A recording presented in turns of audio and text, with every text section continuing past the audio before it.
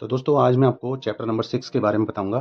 Chapter number 6 जो है DRA का, that is debit card and credit cards. ठीक है, ये चैप्टर बहुत ही इंपॉर्टेंट है डीआरए के पॉइंट ऑफ व्यू से, एग्ज़ाम के पॉइंट ऑफ व्यू से। एग्ज़ाम में इस चैप्टर से कई सारे क्वेश्चंस आते हैं जो हमें पता होने चाहिए, और ये चैप्टर हमें बहुत हेल्प करता है एग्ज़ाम को क्रैक करने के लिए। और ये चैप्टर इंटरेस्टिंग भी है क्योंकि हम लोग सभी क्रेडिट कार्ड या डेबिट कार्ड तो यूज़ करते ही हैं, है ना। तो ये चैप्टर बहुत इंटरेस्टिंग है, इसको बहुत अच्छे से समझेंगे हम लोग। इसमें क्या है, कुछ पॉइंट्स लिखे हुए हैं, इन पॉइंट्स को हम डिस्कस करेंगे और इन्हीं पॉइंट्स में ये पूरा चैप्टर खत्म हो जाएगा।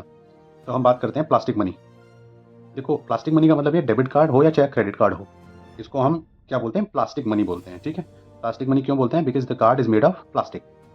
या क्रेडिट कार्ड हो चाहे डेबिट कार्ड हो, प्लास्टिक का बना हुआ होता है, इसीलिए इसको हम प्लास्टिक मनी बोलते हैं, यानी प्लास्टिक का पैसा। ठीक है, दूसरा इसमें जो क्वेश्चन आ सकता है वो क्या आ सकता है, इस कार्ड का साइज क्या होता है।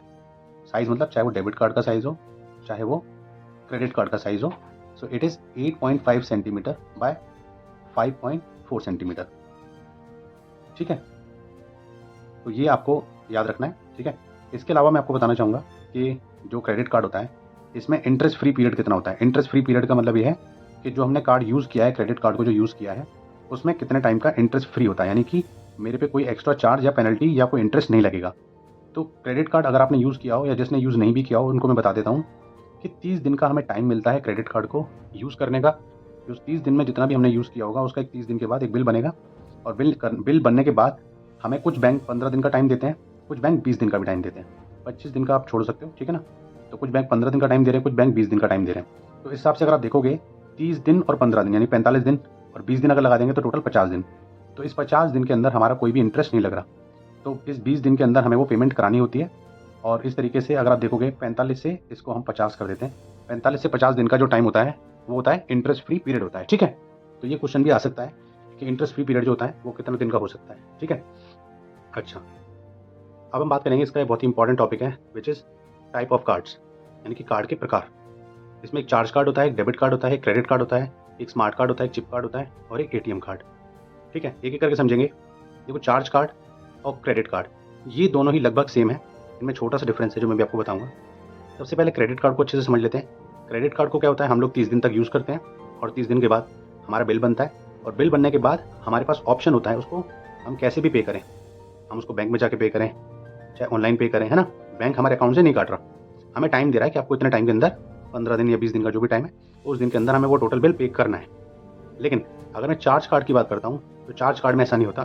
चार्ज कार्ड में क्या है, आपने 30 दिन यूज़ किया, 30 दिन जैसे ही कंप्लीट हो जाएंगे, अगले दिन बैंक उतना पूरा पैसा आपके अकाउंट से अपने आप ही काट लेगा, आपको नहीं बोलेगा कि आपको पे करना है। This is the only difference between charge card and credit card. ठीक है, तो ये क्वेश्चन किस तरीके आ सकता है कि चार्ज कार्ड और क्रेडिट कार्ड में डिफरेंस क्या है, तो आपका आंसर जो यही रहेगा कि in the case of charge card your account will be debited immediately after the bill is generated. जैसे आपका बिल जनरेट हो जाएगा उसके अगले दिन ही आपके अकाउंट से वो पैसा काट लिया जाएगा। लेकिन अगर हम क्रेडिट कार्ड की बात करें, क्रेडिट कार्ड में आपको टाइम दिया जाएगा आपको पे करने का, और आप अपनी सहूलियत के हिसाब से जिस भी मोड से पेमेंट करना चाहते हो वैसे पे कर सकते हो। तो चार्ज कार्ड और क्रेडिट कार्ड में डिफरेंस समझ में आ गया। ठीक है, बात करेंगे डेबिट कार्ड की। देखो, डेबिट कार्ड हम सभी यूज़ करते हैं, हम सबका सेविंग्स अकाउंट होता है बैंक में। तो बैंक हमें क्या देता है, डेबिट कार्ड देता है। डेबिट कार्ड से हम लोग अपना पैसा निकाल सकते हैं, कहीं पे शॉपिंग भी कर सकते हैं। तो जैसे ही मैं डेबिट कार्ड यूज़ करूँगा मेरे अकाउंट से पैसा क्या हो जाएगा, कट जाएगा। ठीक है, लेकिन क्रेडिट कार्ड में ऐसा नहीं होता है। क्रेडिट कार्ड में अगर मैं कहीं पे भी क्रेडिट कार्ड यूज़ करता हूँ तो वो पैसा मेरे अकाउंट से नहीं कटता, वो बैंक से कटता है, और फिर उसका बिल आएगा वो मुझे पे करना पड़ता है। तो इनसे रिलेटेड क्वेश्चन किस तरीके से आएगा वो मैं अभी आपको बताऊंगा। ठीक है, अगला स्मार्ट कार्ड या चिप कार्ड। स्मार्ट कार्ड अगर आपने देखा होगा, अगर आपने कभी मेट्रो में ट्रैवल किया हो, ठीक है ना, तो वहाँ पर एक आपको कार्ड मिलता है, ट्रैवलर कार्ड। उस कार्ड के ज़रिए ही आप ट्रैवल कर सकते हो, उसको रिचार्ज कराना पड़ता है और उसमें बैलेंस डलवाना पड़ता है। ठीक है, तो जैसे मेट्रो में जाओगे उस कार्ड को आप स्वाइप करोगे, और वहाँ से जितना भी उसका ट्रैवल का जो एक फेयर होता है, यानी कि जो किराया होता है, वो आपके अकाउंट से उतना पैसा अपने आप ही ऑटोमेटिकली कट जाता है। ठीक है, उसके अंदर एक आईसी चिप होती है।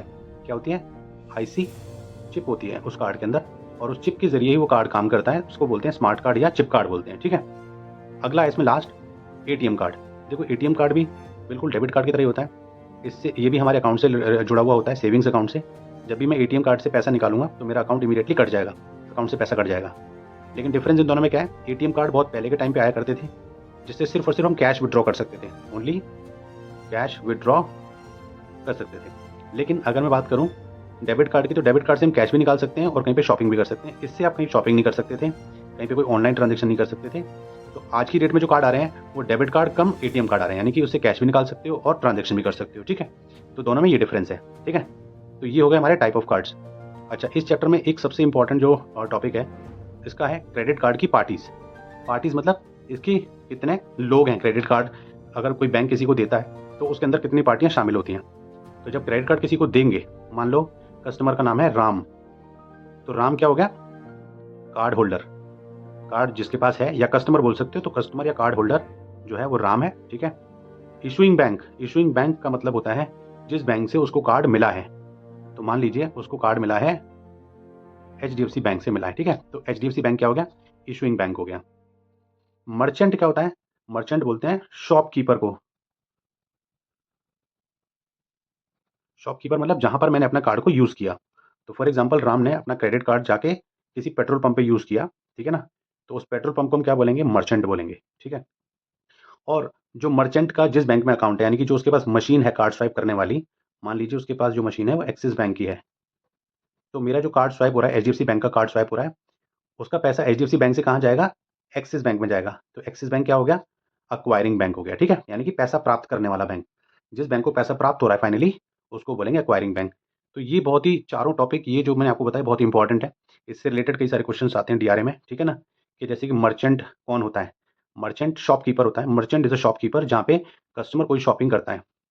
अक्वायरिंग बैंक क्या होता है, अक्वायरिंग बैंक जो बैंक पैसा रिसीव करती है, the bank which gets the money received, जो पैसा रिसीव करती है, ठीक है, that is called acquiring bank, ठीक है। तो ये जो मैंने आज आपको चैप्टर बताया, this chapter is chapter number 6, debit card and credit cards, या credit card and debit card भी बोल सकते हो, ठीक है। तो ये DRA का बहुत ही इंपॉर्टेंट चैप्टर है। आई एम श्योर आपको बहुत समझ में आया होगा अच्छे से। अगर नहीं आया तो आप मुझे कमेंट कर सकते हो, मैं कोशिश करूंगा आपके आंसर को देने के लिए। और आप मुझे अपना फीडबैक भी दे सकते हो अगर आपको कुछ लगता है मेरी वीडियो में कुछ कमी रह गई है किसी भी तरह की, ताकि मैं अगली वीडियो और अच्छे से इम्प्रूव करके आपके लिए बनाऊं, ठीक है। तो अपना समय देने के लिए और वीडियो को देखने के लिए आपका बहुत बहुत धन्यवाद। I wish you all the very best. अगर आपका एग्जाम आने वाला है DRA का, तो घबराना नहीं, आराम से एग्जाम देना, आप आराम से क्लियर हो जाओगे। Thank you so much.